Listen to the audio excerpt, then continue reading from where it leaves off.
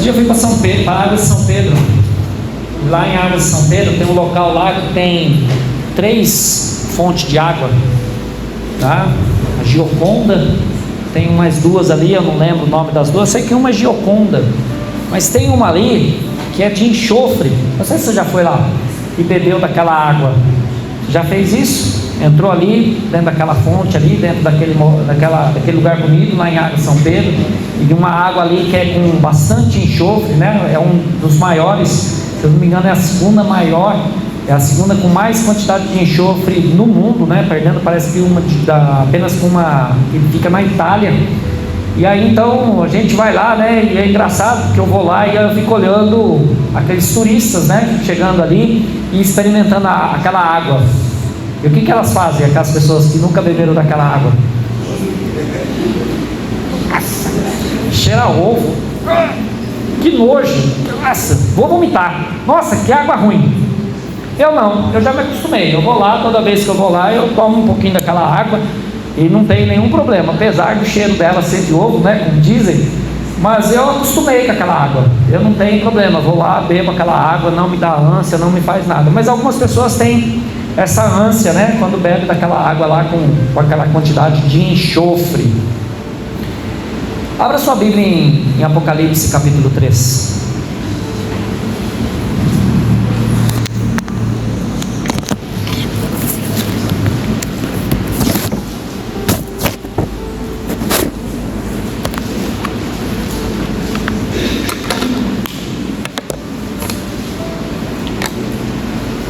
Abriu? Deixa aí em Apocalipse 3 aberto. Quando a gente olha o livro de Apocalipse, a gente já fica com medo, né? Muitos de nós temos um certo receio de abrir o texto em Apocalipse e ler Apocalipse. E na verdade muitos têm esse receio, porque talvez daqueles mitos que a gente ouviu, né? Quando era mais novo, que não podia abrir, porque ali era um livro perigoso, né? Você não podia ler. Outros não abrem, não leem Apocalipse pela questão da dificuldade de entender todo o livro de Apocalipse, entender aqueles símbolos, né? A mensagem que está ali dentro do livro de Apocalipse. Eu confesso para você, eu também tenho essa mesma dificuldade de entender num primeiro momento, de ler Apocalipse e logo assim já entender. Mas com o tempo a gente vai lendo e a gente começa a aprender, né, e entender esse livro e qual é literalmente ou verdadeiramente o objetivo desse livro. E o objetivo desse livro todo é o seguinte: o negócio vai ficar difícil, vai ficar complicado, mas fiquem firmes, porque Jesus é Senhor e Ele vai voltar para buscar a sua igreja. Essa é a mensagem central de Apocalipse. O negócio vai piorar, o negócio vai apertar, vai ter momentos que a morte parece que vai ser a melhor saída. Não, não é. Fiquem firmes, perseverem, porque Jesus vai voltar e Ele é Senhor e Ele vai levar a sua igreja e vai ressuscitar essa igreja e vai colocar essa igreja no novo céu e nova terra. Essa é a mensagem principal de Apocalipse. Não é revelar o anticristo, é mostrar isso, mostrar aquilo, é revelar que Deus continua no controle e que a igreja salva por Jesus, que é a igreja, um dia estará com Ele, apesar de todo o sofrimento ou de toda a luta que ela porventura tiver que enfrentar. Mas a gente não vai ler todo o livro, a gente só vai ficar no capítulo 3, aí a partir do versículo 14 apenas. Apocalipse 3, versículo 14.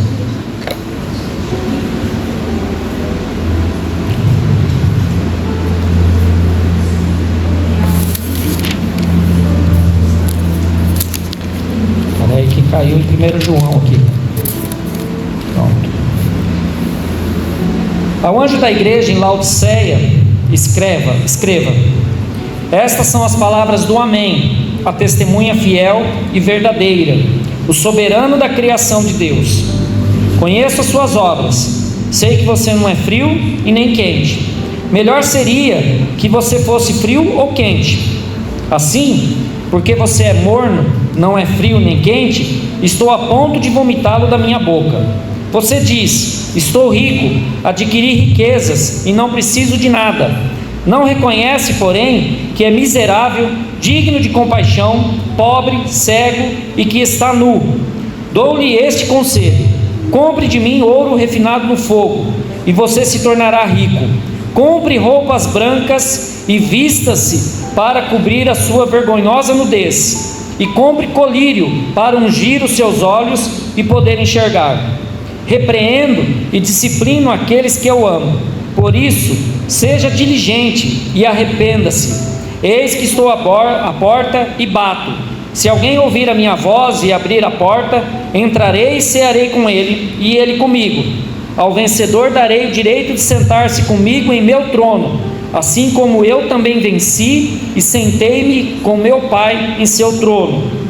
Aquele que tem ouvidos, ouça o que o Espírito diz às igrejas. A igreja de Laodiceia, ela tem uma característica, ou melhor, a cidade de Laodiceia tem uma característica assim, que a gente vai entender o que está acontecendo aqui quando então nós temos essas palavras. A cidade de Laodiceia era uma cidade muito próspera, muito rica.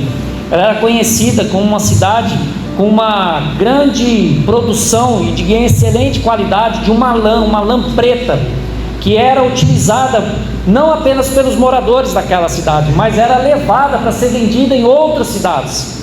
Essa cidade de Laodiceia, por exemplo, ela sofreu um terremoto, posterior a esse texto aqui, e ela era tão rica essa cidade, tão próspera, que ela não precisou de dinheiro do Império Romano para se reerguer. Ela se reergueu com os seus próprios recursos, tanto que a cidade era próspera. Mas ela tinha um problema, essa cidade. Sabe qual que era o problema dessa cidade? Não tinha rio, não tinha fonte de água. Ali ela dependia de duas cidades próximas daquela cidade, que por meio de encanamento, por meio de dutos, a água chegava para ser consumida naquela cidade.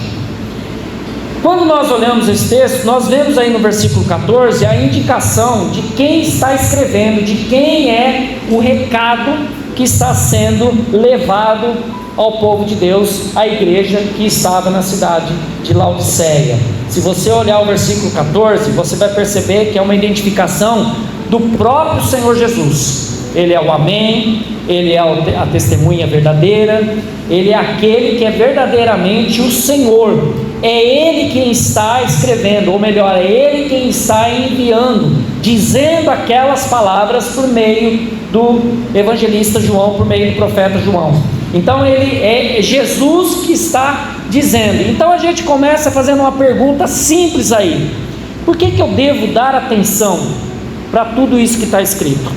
Qual é a razão, o motivo que eu tenho que olhar isso, tentar entender isso e aprender com isso? Por causa de quem está escrevendo, por causa de quem é o emitente dessa carta: Jesus. É por isso que eu preciso prestar atenção, é por isso que eu preciso olhar com atenção aqui e entender qual é verdadeiramente o que Jesus estava querendo dizer, ensinando, exortando ou até mesmo disciplinando aquela igreja que estava dentro daquela cidade chamada de Laodiceia.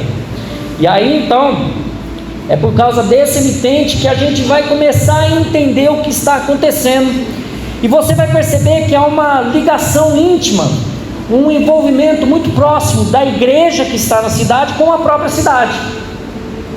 Você vai perceber isso já no versículo 15 e no versículo 16. O próprio Senhor Jesus dizendo o quê? Que aquela igreja, que aquilo que eles estavam vivendo, estava causando o que para eles? Para Jesus? Náuseas. Lembra da água lá que eu disse lá no início? Lá de água São Pedro? Eu acostumei, mas Jesus não se acostumou não. Jesus não se acostuma com algumas coisas. Ele continua firme naquilo que ele é e naquilo que ele espera de sua igreja. E então aquela cidade de Laodiceia, apesar dessa fama da lã preta que ela tinha, dessa prosperidade, ela também era conhecida como uma cidade de águas ruins, pois vinha uma água de uma cidade que era fresca, era uma água excelente para ser bebida. Só que diante de todo aquele trajeto, por aqueles encanamentos, aqueles dutos, até chegar na cidade, ela esquentava com o trajeto, e consequentemente aquela água fria ali, refrescante, gelada até na sua fonte, ela chegava morna na cidade.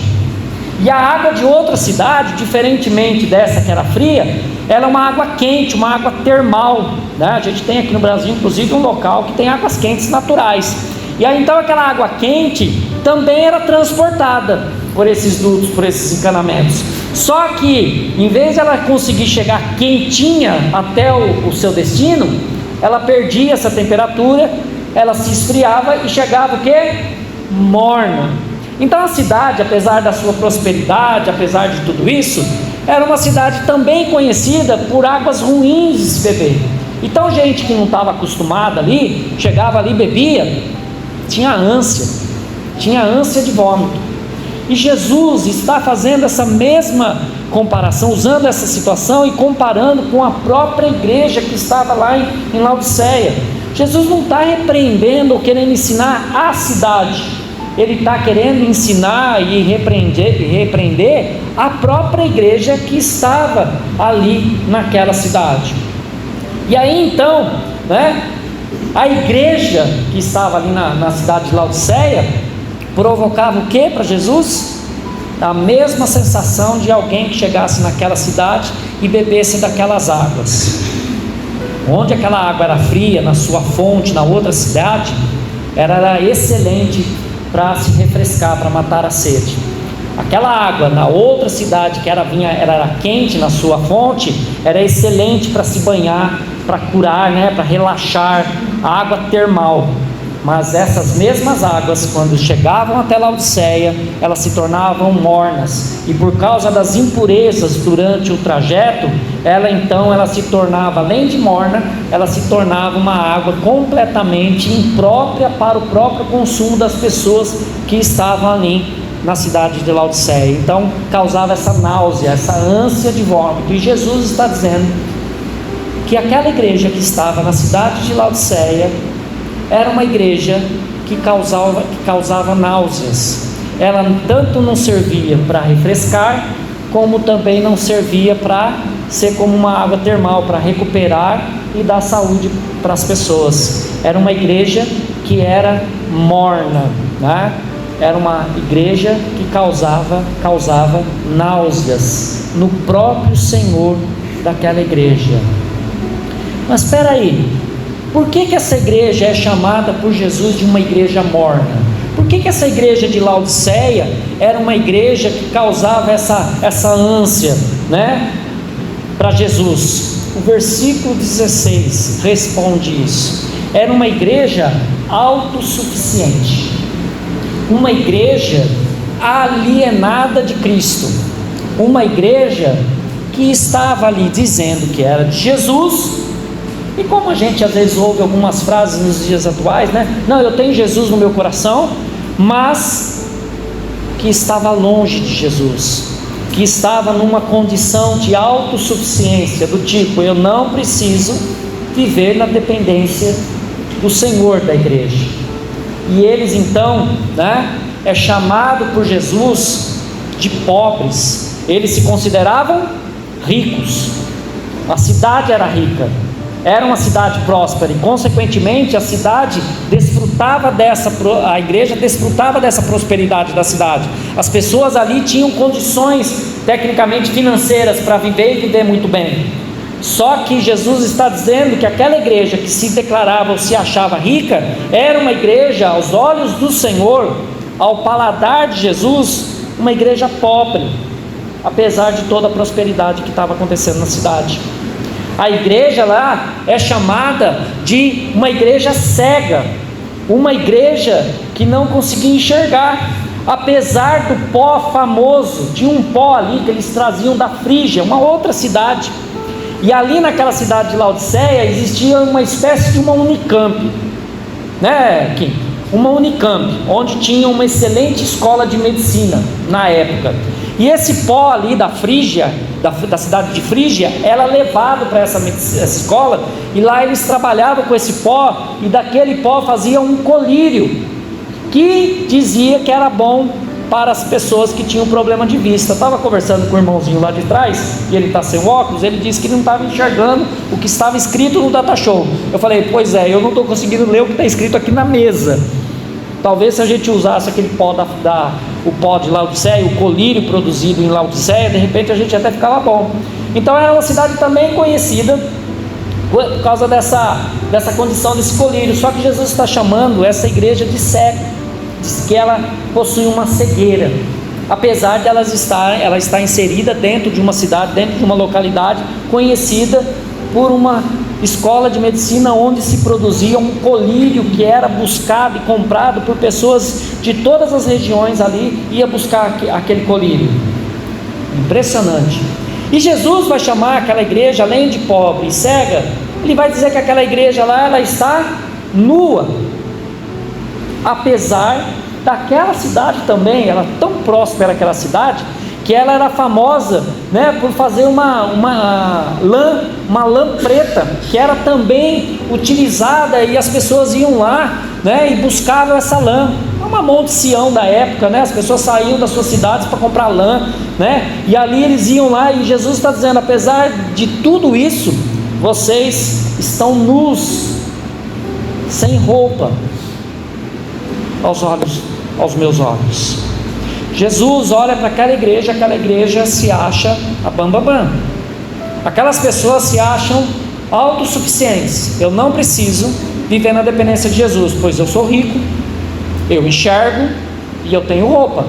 Jesus está dizendo: não, vocês são pobres, apesar da prosperidade que existe aí na cidade, vocês são pobres, vocês são cegos, apesar desse colírio famoso que era produzido na cidade, e vocês não têm roupas aos meus olhos, apesar de vocês estarem morando numa cidade onde é conhecida pela produção de uma lã, a lã preta. É interessante você olhar o que Jesus está dizendo a respeito desta igreja que estava ali naquela cidade de Laodiceia. E é impressionante quando nós pensamos que quem está dizendo isso é o próprio Senhor Jesus. Não é uma avaliação que o pastor da igreja estava fazendo em relação aos irmãos daquela igreja. Não são as pessoas que eram membros daquela igreja olhando para a igreja e dizendo assim: a nossa igreja é morna, é muito morna. Não é. Não é. Essa avaliação não está partindo de pessoas, essa avaliação está partindo do próprio Senhor Jesus. É por isso que eu salientei no início que quem está escrevendo, a identificação ali é de Jesus. E é por isso que a gente precisa olhar, e aquela igreja precisaria olhar essas afirmações e prestar atenção, levar a sério essa mensagem, porque essa avaliação não está sendo feita pelos homens, mas sim pelo próprio Senhor da igreja, que está dizendo: essa igreja que está na cidade de Laodiceia é uma igreja morna. Se ela fosse fria, dava para matar a sede. Se ela fosse quente, dava para tomar banho.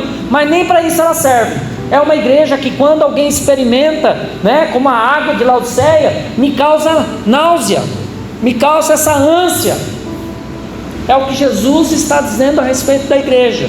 Uma igreja que se sentia autossuficiente, a tal ponto de dizer: não, nós somos ricos, nós temos tudo o que precisamos. E Jesus está falando: não, vocês são pobres, cegos e nus. Vocês se acham suficiente, mas vocês não são nada disso. E aí então Jesus, a partir do verso 18, ele vai mostrar o que deve ser feito diante de um diagnóstico. Esse diagnóstico dado por ele mesmo. E aí então nós entramos aí no versículo 18, que é uma necessidade de um verdadeiro arrependimento daquela igreja, que levaria aquela igreja a uma total dependência de Cristo Jesus. Pastor, há possibilidade então, segundo o que nós estamos lendo aqui, de uma igreja, de pessoas viverem alienados de Cristo, autossuficientes a tal ponto, tipo assim, de Jesus olhar e falar assim: vocês não precisam de mim, vocês não me querem? Pois bem, é o que estava acontecendo nessa igreja de Laodiceia. E essa igreja que estava nessa cidade é então exortada, e Jesus então dá uma resposta, uma saída para eles. E a única saída que eles tinham que ter era ter um verdadeiro arrependimento, que levaria aquelas pessoas a uma total dependência de Cristo. E ele diz: eu recomendo a vocês, eu digo para vocês, a comprarem de mim ouro refinado. Às vezes a gente olha para isso e a gente pensa assim: será que Jesus está falando de ouro mesmo? Esse ouro que de repente poderia até ser vendido nas transações comerciais daquela cidade. Será que Jesus então era um comerciante da época e Jesus queria que aquela igreja se enchesse desse ouro? Não, aqui é uma metáfora, onde Jesus está dizendo que a verdadeira riqueza, aquela igreja, aquelas pessoas só poderiam encontrar na própria pessoa de Jesus. É pagar o preço de ser discipulado, de ser discípulo de Jesus. Jesus está dizendo: compre de mim esse ouro. A riqueza que vocês verdadeiramente precisam está em mim, está comigo. Então compre ouro meu, ouro refinado, ouro puro, que verdadeiramente faz com que vocês entendam o que é ser meu discípulo. Aqueles irmãos ali da igreja de Laodiceia viviam numa condição onde não eram discípulos de Jesus, não estavam a fim de pagar o preço, de comprar de Jesus ou receber de Jesus o ouro refinado, com o qual eles poderiam literalmente, verdadeiramente serem ricos espiritualmente falando. Jesus vai dizer que eles deveriam comprar, além do ouro, eles deveriam adquirir roupas, vestes brancas. Você sabe que roupas brancas é uma coisa que você vai encontrar, né, muitas vezes no livro de Apocalipse. E se você já leu o livro de Apocalipse, mesmo assim meio por cima, talvez você saiba que roupa branca, veste branca é sinônimo do quê? De pureza. Mas não é pomba não, é de pureza, mas também a roupa branca, além de pureza, é sinônimo de justiça. Que justiça? A justificação em Cristo. Quando nós cremos em Cristo, nós então nos tornamos justificados. O que significa isso? Até Paulo fala sobre isso. Justificado é estar justo, sem dívida, sem culpa aos olhos de Deus. Não porque você produziu isso, mas porque Cristo morreu em uma cruz por você. O que Jesus está falando para aquela igreja, falando para aquelas pessoas? Compre ouro de mim, seja o meu discípulo, pague o preço, para que aí vocês vão ser ricos mesmo. Além do que, para esconder essa nudez, essa vergonha aí aos meus olhos, vocês precisam então comprar roupas brancas, vestes brancas, que eu estou oferecendo. E essas roupas na verdade simbolizam a justificação, onde a justificação seria dada àquelas pessoas, uma justificação que ele alcançou e realizou lá naquela cruz, quando ele morreu e derramou o sangue por cada um de nós. Jesus também, além do ouro, além da roupa, ele diz: compre colírio de mim e unja os teus olhos. Eles estavam numa espécie de uma cegueira espiritual, e Jesus está dizendo que eles deveriam comprar e usar aquele colírio que ungiria os seus olhos, para que eles pudessem ter um entendimento espiritual. E entendimento espiritual é ver a real condição miserável que o ser humano se encontra, e ao mesmo tempo ver aquilo que Cristo fez na cruz para pagar o preço dos nossos pecados. E somente em Cristo nós podemos então ter esse entendimento e de saber que nós somos miseráveis pecadores, não merecemos, mas que fomos amados, onde recebemos a sua graça e por causa do seu sangue fomos perdoados, e agora nós temos vida e vida eterna. Somente comprando esse colírio, somente enxergando isso, que a pessoa poderá então entender a real condição do ser humano e o que realmente Cristo fez naquela cruz, quando ele derramou o seu sangue. Aí sim, aquela igreja seria uma igreja rica, uma igreja vestida e uma igreja que enxergava, que conseguia ver. E Jesus não está falando aqui de riqueza material, não está falando aqui de roupas material, e não está falando de colírio que era encontrado ali, mas ele está falando dele mesmo, e que se a igreja fosse até ele e pedisse, comprasse isso, o ouro, o colírio e a roupa, essa igreja então experimentaria muito mais do próprio Senhor no seu dia a dia, e aí sim aquela igreja estaria numa condição de riqueza, de entendimento e de justiça aos olhos de Deus. Versículo 19 vai mostrar que eles deveriam levar a sério essa exortação, e é imprescindível eles olhando aquilo, ouvindo tudo isso, e levar-se a sério, porque olha o que diz o versículo 19, ele vai dizer que ele é aquele que disciplina, que corrige, mas que é aquele que ele disciplina e corrige, é aquele a qual ele ama.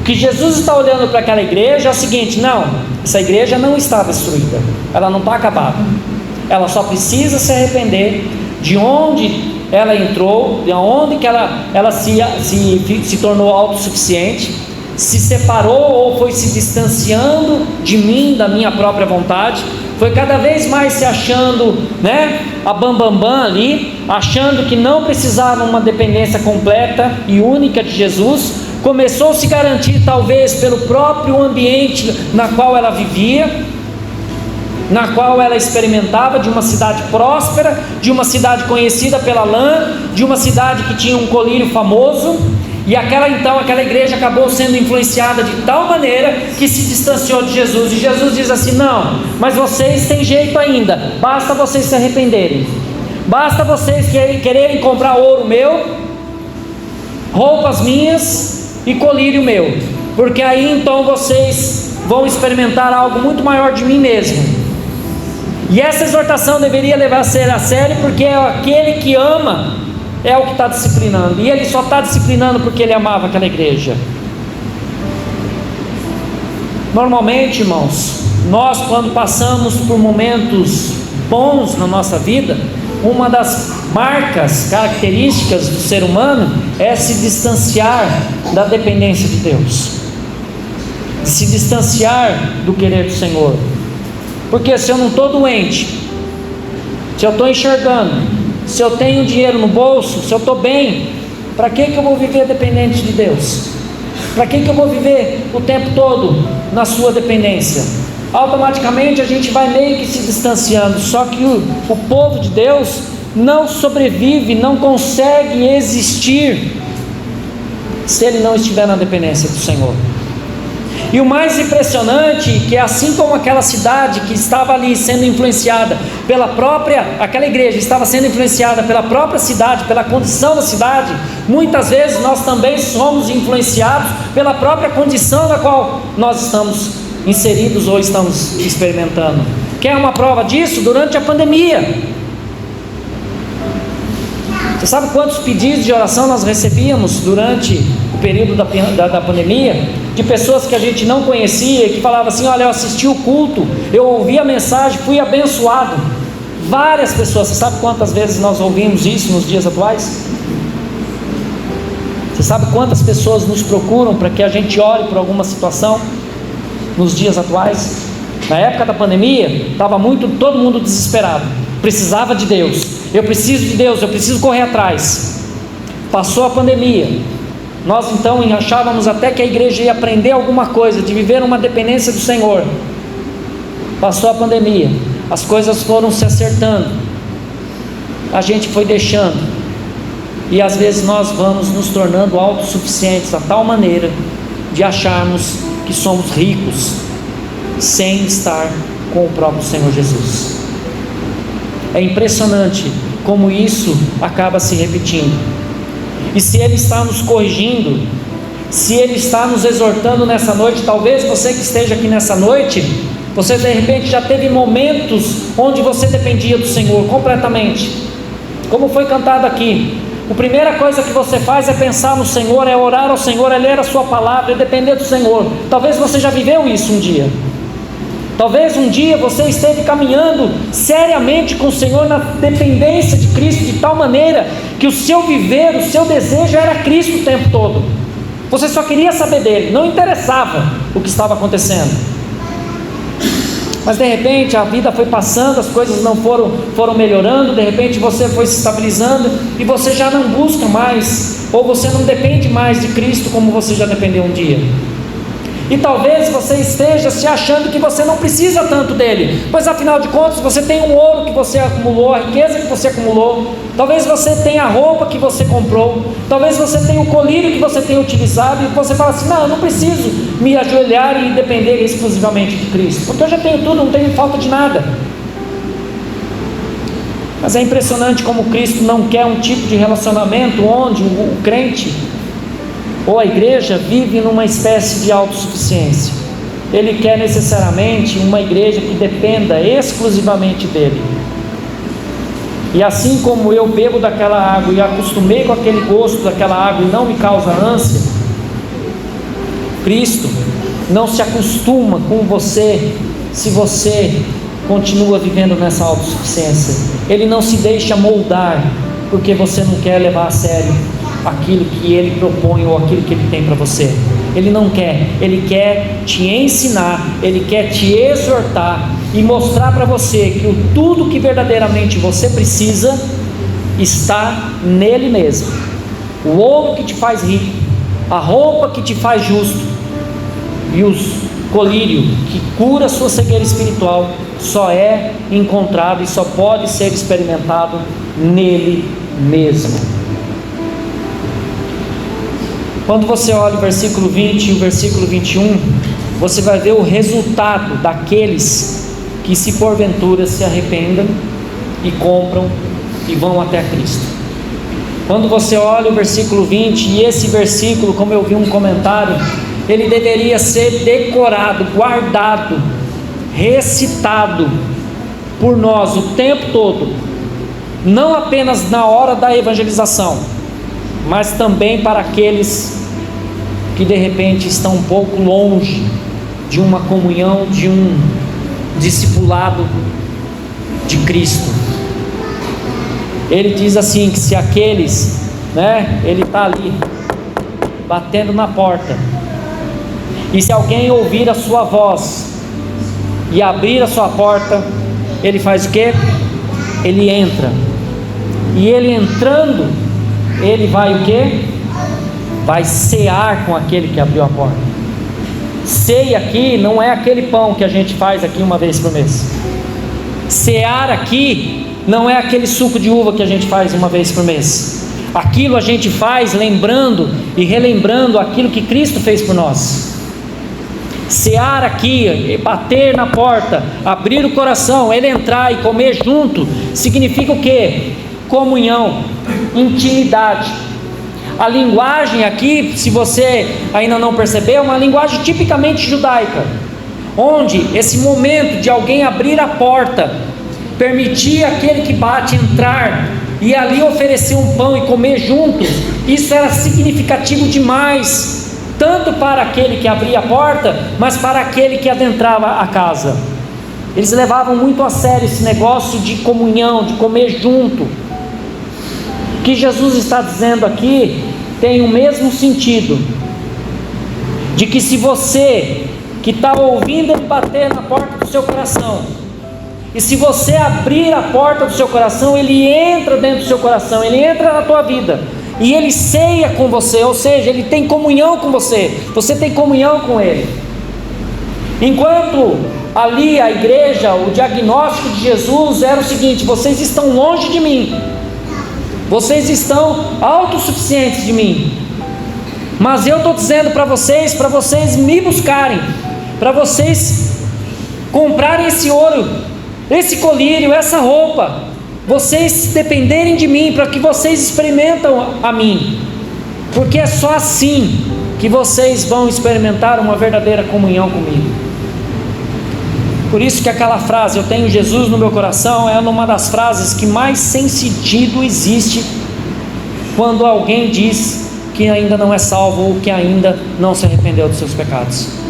É a frase mais sem significado espiritual que possa alguém repetir se essa pessoa não teve um encontro verdadeiro com Jesus.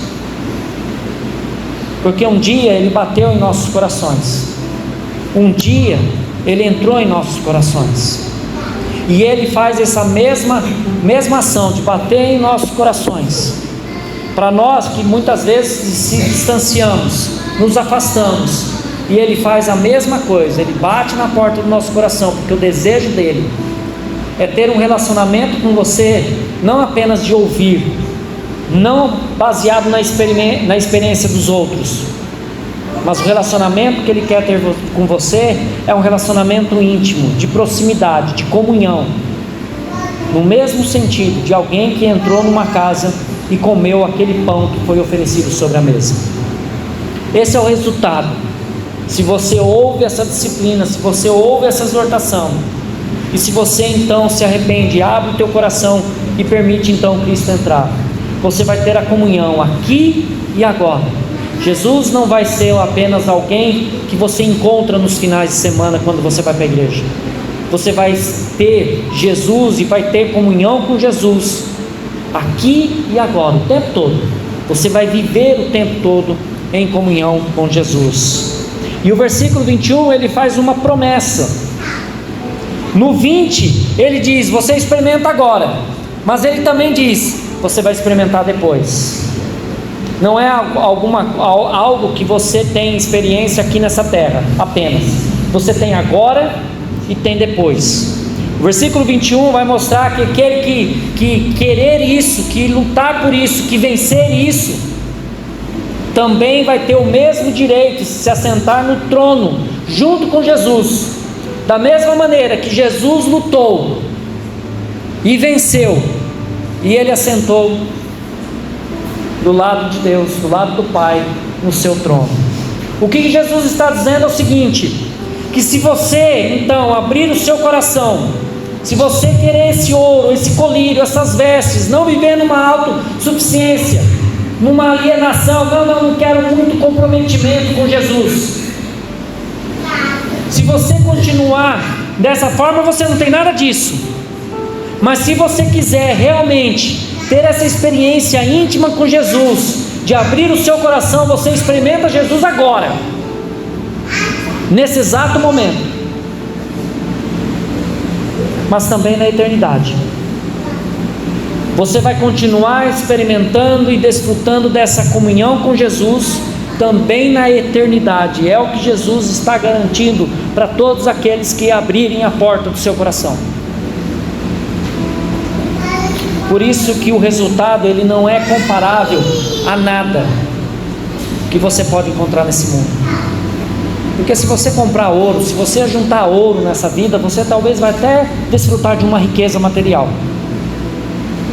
Mas eu te garanto que depois que você morrer, você não vai ter essa riqueza. Ela vai ficar tudo aqui e você vai embora. Mas se você comprar o ouro que Jesus está lhe oferecendo, você é rico agora, espiritualmente, e é rico depois. Você tem comunhão agora e você tem comunhão depois. É depois e para todo sempre. Importante você olhar o versículo 22, é algo muito importante. Ouça o que o Espírito diz às igrejas. Ouvir o que o Senhor está dizendo para a igreja nessa noite é ouvir, é de existir e de andar na sua vontade, na vontade de Deus. O objetivo de Cristo ao dizer tudo isso é que a igreja que estava naquela cidade de Laodiceia não tivesse um comportamento ou não se sentisse da mesma maneira que aqueles moradores de Laodiceia tinham, mas que eles experimentassem o Senhor, que eles desfrutassem de uma verdadeira riqueza, de uma verdadeira justiça, de uma verdadeira visão espiritual, de um entendimento espiritual, para que eles tivessem comunhão com Ele, naquele momento, no dia a dia, mas também por toda a eternidade. E que não faria sentido nenhum uma igreja de Cristo não ouvir o que o Senhor estava dizendo, não ouvir o que o Espírito estava dizendo naquele momento.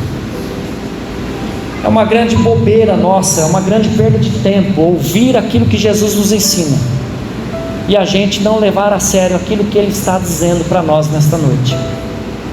É uma grande perda de tempo das nossas vidas quando nós ouvimos tudo isso, e o que Jesus mais quer de você é que você tenha comunhão com Ele, que você viva verdadeiramente a vontade dEle. O que Ele mais quer para você é que você desfrute dessa salvação, do perdão dos seus pecados, que você tenha comunhão com Ele, que você não viva mais uma vida meio distante dEle, mas que você se envolva com Ele, pague o preço de ser um discípulo de Jesus, que você não seja considerado alguém que ao cair na língua, na boca de Jesus, venha causar náusea. Pelo contrário, Ele tenha prazer de olhar para você, porque você está em comunhão com Ele e Ele tem comunhão com você. É uma grande perda de tempo a gente viver a vida e ouvir e ler e aprender tudo isso e continuar do mesmo jeito. Por isso que o versículo 22 diz: ouça o que o Espírito diz às igrejas. Era necessário que a igreja de Cristo ouvisse e entendesse aquilo que ele estava acabando de dizer nesses versículos. Quando a gente olha para nós, a gente tem que necessariamente pensar um pouco: será que a gente tem ouvido o que Deus tem dito para nós? Será que nós temos levado a sério aquilo que Deus tem nos ensinado através de sua palavra, através daquilo que Cristo fez e daquilo que Cristo é? Será que a minha vida literalmente tem sido uma vida de distanciamento ou uma vida de proximidade com Jesus?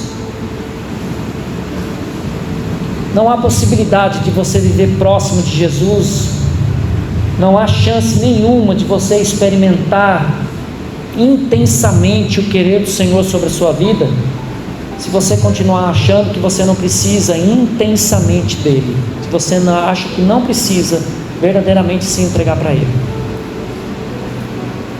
Talvez Ele tenha batido na porta do seu coração e vem batendo na porta do seu coração já há alguns dias, alguns meses, ou talvez até anos. Talvez você tenha andado para lá, andado para cá. Talvez você já tenha chegado num ponto onde você falou: não, eu preciso resolver essa questão com Deus. Mas você nunca resolve. Mas você nunca tem uma decisão. Não perca mais tempo. Ouça o que o Espírito está dizendo para você nessa noite. Ouça o que o Senhor está lhe ensinando para você nessa noite. Para falar a verdade, meu irmão, abra o teu coração logo de uma vez e permita que Jesus entre no seu coração e mude o seu coração para todo sempre, agora e depois, para toda a eternidade. Falando sério mesmo, para de ser alguém que quer viver longe, não muito envolvido com Cristo. Se envolva logo de uma vez. Tome a decisão de ouvir essa repreensão, essa disciplina, porque Ele te ama. Se Ele está falando com você, é porque Ele te ama. Ele não quer você longe dEle, Ele quer você perto dEle. Ele quer que você tenha literalmente uma experiência pessoal e íntima com o Senhor. Feche um pouquinho os seus olhos. Ouça o que o Espírito está dizendo para você nessa noite. Reflita um pouco sobre tudo isso que você acabou de ouvir.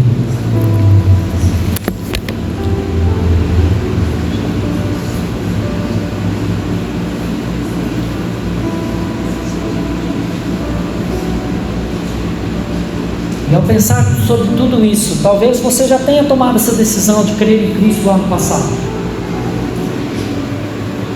Mas por causa da influência, por causa das coisas, por causa das situações, você foi se afastando, e hoje se encontra num distanciamento dEle. Ouça o que o Espírito está dizendo para você no seu coração. Ele quer ter uma comunhão íntima com você, Ele quer ter uma comunhão pessoal com você, Ele quer entrar no seu coração e mudar o teu coração. Talvez você nunca tenha tomado essa decisão. Talvez você cresceu, viveu a vida. Talvez você seja mais um no meio de tantos que ouviu de Jesus, mas nunca creu em Jesus verdadeiramente. É para você também que Jesus está batendo no coração. É para você também que Jesus está falando neste momento. Abre o teu coração, porque eu quero entrar no teu coração e cear com você. Eu quero ter comunhão com você agora e comunhão por toda a eternidade. Compre de mim o ouro. Unja o teu óleo com esse colírio que eu estou oferecendo. Se vista com essas roupas brancas de justiça, para que você verdadeiramente seja um salvo por Jesus. Ainda com as cabeças baixas, com os olhos fechados, você está tomando a decisão de abrir o seu coração e de pedir para que Jesus entre em seu coração nessa noite. Levante uma de suas mãos. Eu gostaria de saber quem é e gostaria de estar orando junto com você. Alguém nessa noite que está dizendo: Jesus, entra no meu coração, eu preciso do Senhor, eu preciso desse ouro, eu preciso desse colírio, eu preciso dessa roupa, eu preciso ter comunhão com o Senhor. Alguém que está tomando essa decisão nessa noite de receber a Cristo como Senhor e Salvador? Alguém nessa noite que está afastado, distante, mas nessa noite quer dizer que está reconciliando com Jesus? Amém. Alguém mais? Levante uma de suas mãos que eu quero orar junto com você. Alguém mais? Pode abaixar, meu irmão. Alguém mais está dizendo: Jesus, eu quero o Senhor entrar no meu coração, eu quero ter comunhão novamente com o Senhor. Alguém mais? Nós não vamos alongar muito, não. Todos aqueles que puderem se colocam de pé nesse momento e vamos adorar o Senhor.